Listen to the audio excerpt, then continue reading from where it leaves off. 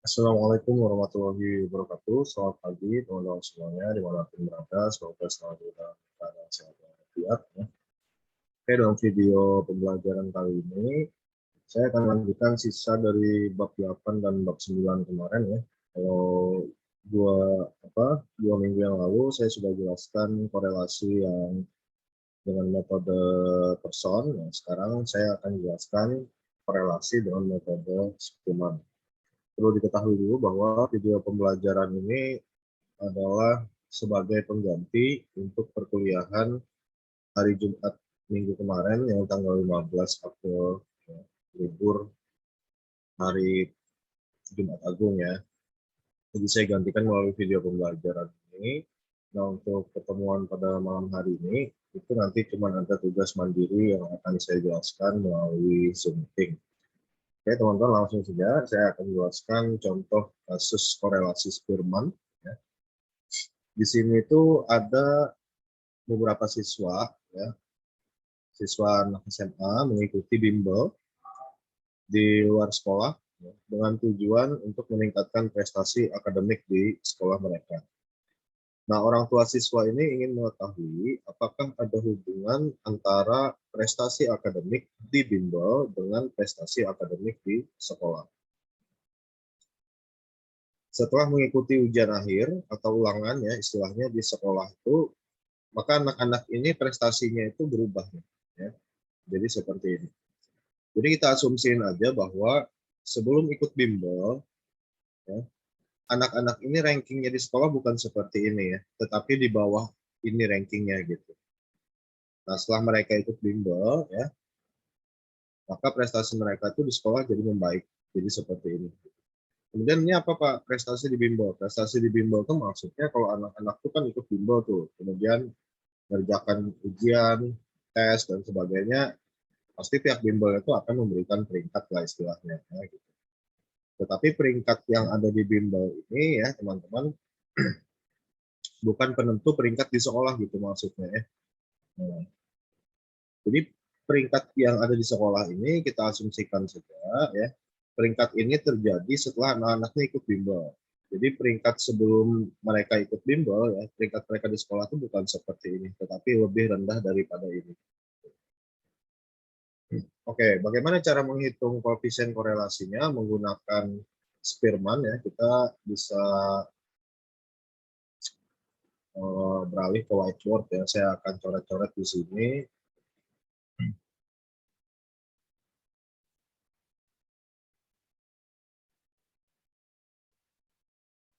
Ini.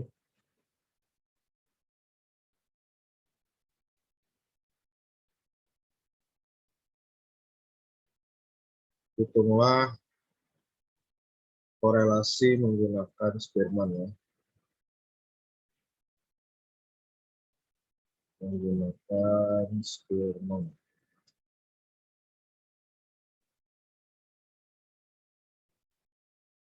Ya, saya akan buat tabel dulu teman-teman ya. Yang pertama nomor, kalau pertama itu nomor ya. Kemudian nama, terus peringkat bimbel. Ya.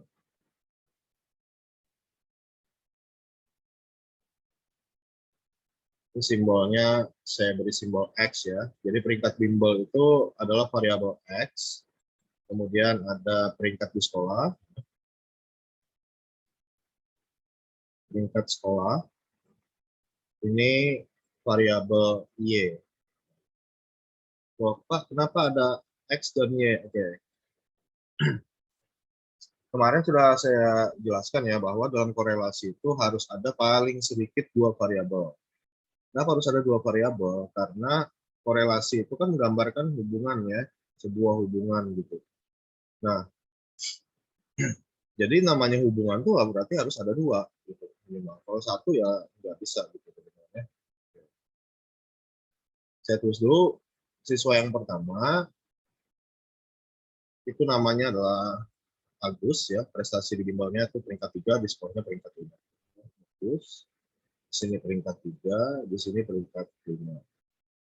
Terus siswa yang kedua ya,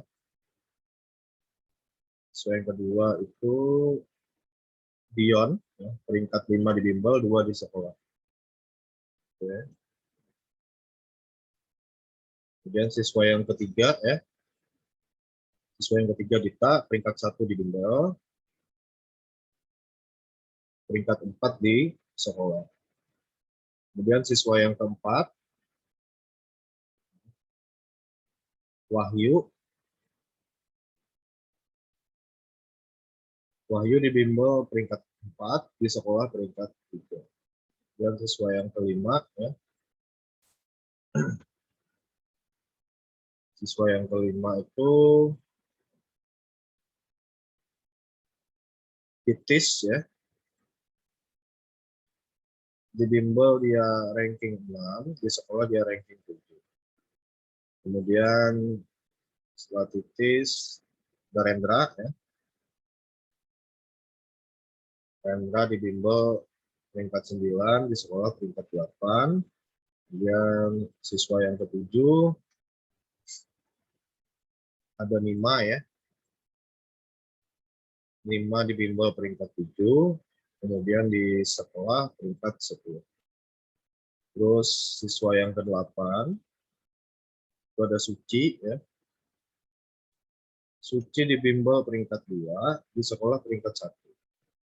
Dan siswa yang ke-9 ada Lia ya. Lia di bimbel peringkat 8, di sekolah peringkat 6. Kemudian yang terakhir ada Yuyun ya, siswa yang ke-10. Yuyun di bimbel itu peringkat 10 ya. Di sekolahan peringkat 9.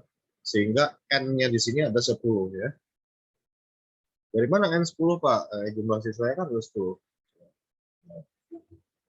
Kalau jumlah datanya atau N-nya ada 10.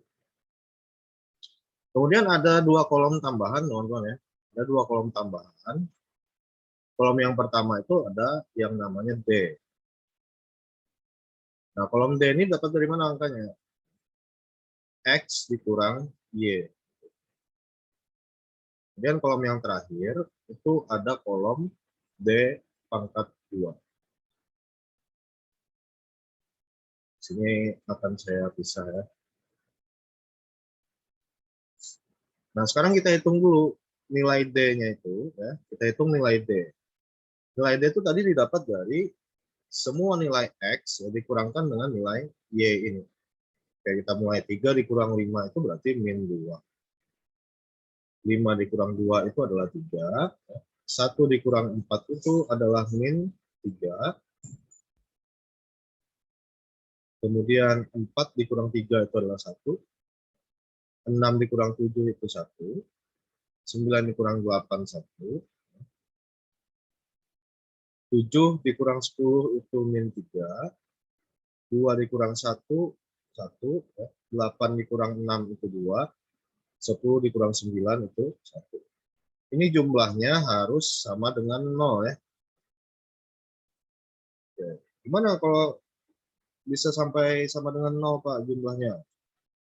Caranya kayak gini teman-teman ya. Min 2 ditambah 3 itu berarti 1 kan.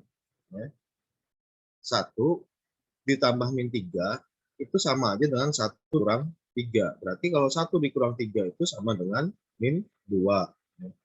Min 2 ditambah 1 itu sama dengan min 1 ya. Min 1 ditambah 1 itu sama dengan 0. 0 ditambah 1 sama dengan 1. 1 ditambah min 3 itu sama dengan 1 dikurang 3 ya. 1 dikurang 3 berarti min 2. Min 2 ditambah 1 itu adalah min 1 ya. Min 1 ditambah 2 sama dengan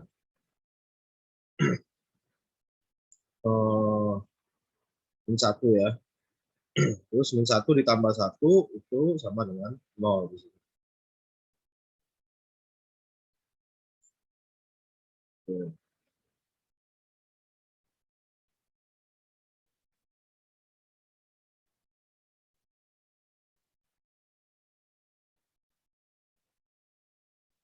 Oh, salah. Oh iya betul betul ya.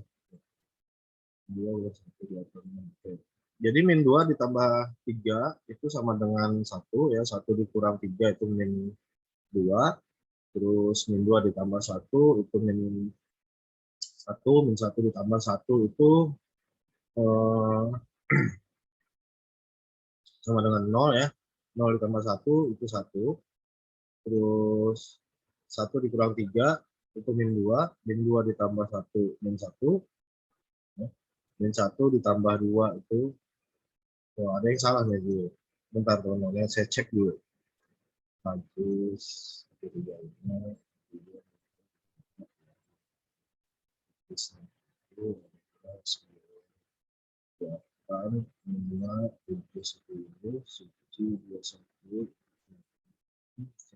Oh ya, pas aja ya, sama dengan 0 gitu. Jadi jumlah di sini tuh harus sama dengan 0. Jadi cara menghitungnya teman-teman tinggal jumlahin aja. Min 2 tambah 3 itu 1 ya. Terus 1 dikurang min 3, bukan dikurang min 3, 1 dikurang 3 kayak gitu. 1 dikurang 3 itu sama dengan min 2, min 2 ditambah 1 itu sama dengan 1 ya. Min 2 ditambah 1, min 1, sorry, min 1 ditambah 1 sama dengan 0 ya, 0. Oh, di sini nih yang salah nih ya, sorry. Ini min 1 harusnya. Ya, saya ulang teman-teman ya, ada yang salah tadi nih, ini ternyata min 1 di sini. 6 dikurang 7 min 1 ya. Min 2 ditambah 3 itu sama dengan 1 ya. 1 dikurang 3 itu sama dengan min 2. Min 2 ditambah 1 min 1 ya. Kemudian min 1 dikurang 1 itu min 2. Min 2 ditambah 1 min 1. Min 1 dikurang 3 itu min 4. Min 4 ditambah 1 itu min 3. Min 3 ditambah 2 itu sama dengan min 1. Min 1 ditambah 1 sama dengan 0. Itu yang benar ya. Tadi saya nggak lihat di sini tuh ternyata 6 dikurang 7. Harusnya min 1. Oh, sorry ya. Oke, sekarang kita beralih ke kolom D pangkat 2. D pangkat 2 tuh nilainya dari mana? Nah, semua nilai D ini kita pangkatkan dengan 2 ya. Min 2 pangkat 2 itu berarti 4 teman-teman ya. Oh, bukannya min 4, Pak. Enggak ya. Bilangannya itu mau negatif ataupun positif, kalau kita pangkatkan 2 hasilnya tetap positif gitu. Jadi min 2 pangkat 2 itu berarti kan sama aja min 2 kali min 2 gitu. Jadi sama dengan 4 di sini. 3 pangkat 2 berarti 9. Min 3 pangkat 2 9. 1 pangkat 2 1, min 1 pangkat 2 itu 1 ya. 1 pangkat 2 1, min 3 pangkat 2 9. 1 pangkat 2 1, 2 pangkat 2 itu 4, 1 pangkat 1 itu 1. Sehingga di sini jumlahnya ya, itu sama dengan 40. Kalau kita jumlahkan yang angkanya sama dengan 40 ya. Oke. Nah, akan kita apakan ini Pak, angka-angka ini? Ya, angka-angka ini akan kita masukkan ke dalam rumus koefisien korelasinya. Rumusnya gimana? Rumusnya adalah P atau korelasi sama dengan 1 dikurang D pangkat 2 ya, dibagi saya ulang ya, korelasi sama dengan 1 dikurang 6 dikali sigma D pangkat 2 ya, dibagi N pangkat 3 dikurang dengan N. Sehingga korelasi sama dengan 1 dikurang 6 ya, dikali sigma D pangkat 2 itu adalah 40. Kemudian dibagi N pangkat 3, N-nya 10 ya. Nah, N pangkat 3 berarti 10 pangkat 3 dikurang 10. Pak, 6 itu dari mana? 6 itu udah dari rumusnya sana ya. Jadi jangan ditanyain lagi tuh teman-teman, angka 6 itu dari mana? 6 itu udah rumusnya Spearman tuh kayak gitu ya. P sama dengan 1 dikurang 6 kali 40 itu kan berarti 240 ya. 240 dibagi 10 pangkat 3 itu berarti 10 kali 10 100, 100 kali 10 itu berarti 1000. 1000 dikurang 10 di sini ya. Kemudian P sama dengan 1 minus 240 dibagi 990. 1000 dikurang 10. 990. Kemudian P atau korelasi sama dengan. Nah, ini kan bentuknya kalau kayak gini, Pak, kita nggak bisa ngerjain. Ya, betul ya. Bagaimana caranya supaya kita bisa lanjut? Caranya kita buang angka 1 ini. Gimana caranya, Pak? 1 kita kalikan dengan 990. Terus 990-nya nanti akan kemana?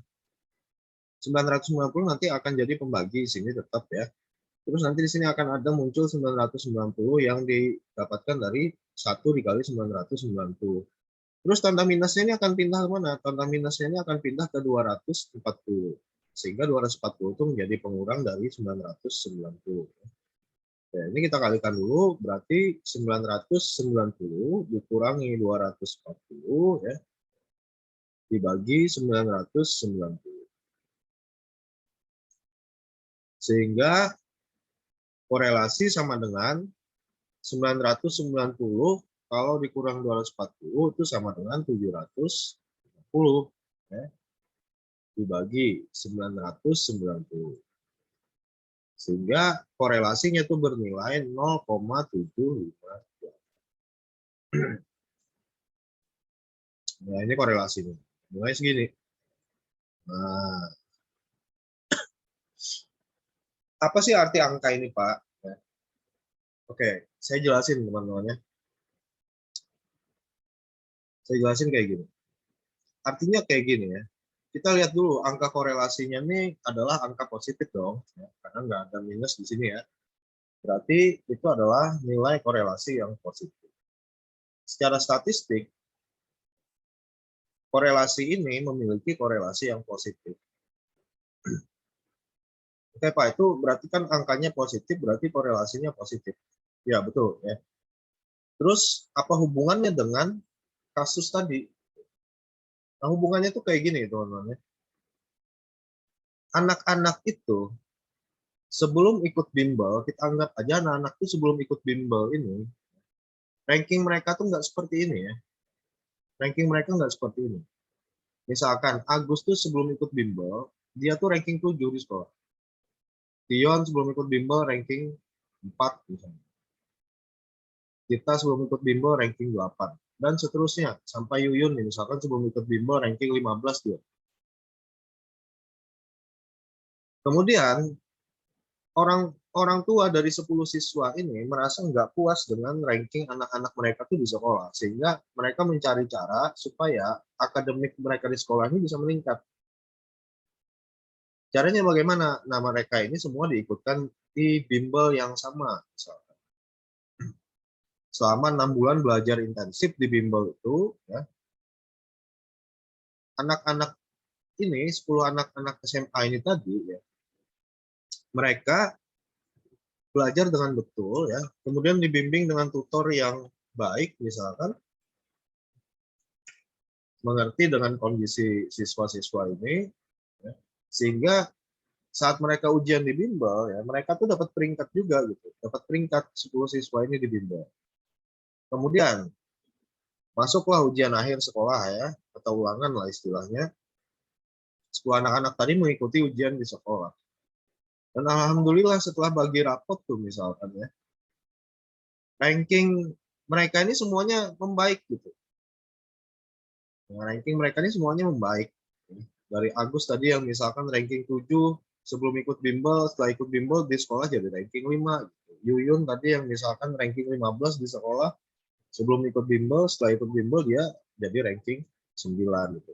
Nah, itu maksudnya adalah korelasi yang positif ya. Korelasi yang positif. Ada hubungan timbal balik di situ.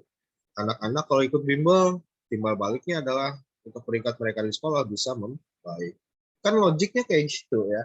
Ya kan? Orang tua tuh ngikutkan anak-anaknya di bimbel itu supaya apa? Supaya anak-anak mereka itu ya, bisa memahami pelajaran dan peringkat mereka di sekolah tuh bisa membaik gitu. Karena orang-orang tua kita tuh pasti sangat menekankan dengan ranking di sekolah. Sehingga ikut bimbel itu menjadi suatu hal yang wajib. Lagi untuk sekarang ini ya. Maka korelasi positifnya adalah kalau anak-anak ikut bimbel, mereka bisa paham dengan pelajaran di sekolah, kemudian ranking mereka di sekolah juga bisa membaik. Itu namanya korelasi yang positif. Ya.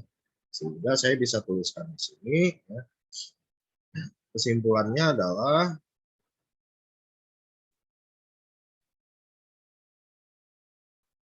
peringkat ya, di bimbel dengan di sekolah memiliki korelasi yang positif.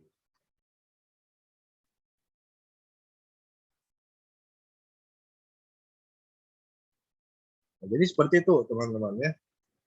Korelasi yang positif itu pertama kita lihat dulu angkanya, itu sudah pasti bukan angka negatif ya, angka itu angka positif. Nah, setelah kita lihat angkanya itu positif, bagaimana kita menuliskan kesimpulannya? Kita tuliskan sesuai dengan kenyataannya. Misalkan tadi anak-anak tuh ikut bimbel, walaupun dalam pikiran orang tua tuh kalau anak-anak ikut bimbel, dia pasti nih akan baik peringkatnya di sekolah. Itu kan asumsi ya. Nah, asumsi itu harus diuji dulu dengan korelasi ini. Setelah kita lihat angka korelasinya itu positif dan cukup kuat atau sangat kuat, ya misalkan, berarti kita bisa membenarkan asumsi bahwa kalau anak-anak itu ikut bimbel, maka mereka akan peringkat mereka di sekolah itu akan membaik gitu. Sehingga ini memiliki hubungan atau korelasi yang positif. Karena bentuk korelasi kemarin itu ada 3 ya, korelasi positif, negatif, dan tidak ada korelasi. Oke, jadi saya rasa video pembelajaran ini sekian teman-teman ya. Teman-teman harus menonton video ini sampai selesai, wajib, dan harus teman-teman kasihkan komentar di kolom komentar berupa nama, NPM, semester, dan kelas, kemudian tuliskan hadir di situ ya. Dan jangan lupa teman-teman bisa like video ini di channel YouTube saya. Untuk pertemuan malam hari ini ya, kita hanya ada tugas mandiri nanti yang akan saya sampaikan melalui Zoom meeting. Jadi kita masuk pada malam hari ini tidak terlalu lama teman-teman semua. Ya. Kita akan lanjutkan lagi materinya setelah libur Lebaran selesai. Oke, saya rasa itu saja untuk video pembelajaran ini. Semoga bermanfaat untuk teman-teman semuanya ya. Saya akhiri, selamat pagi, assalamualaikum warahmatullahi wabarakatuh.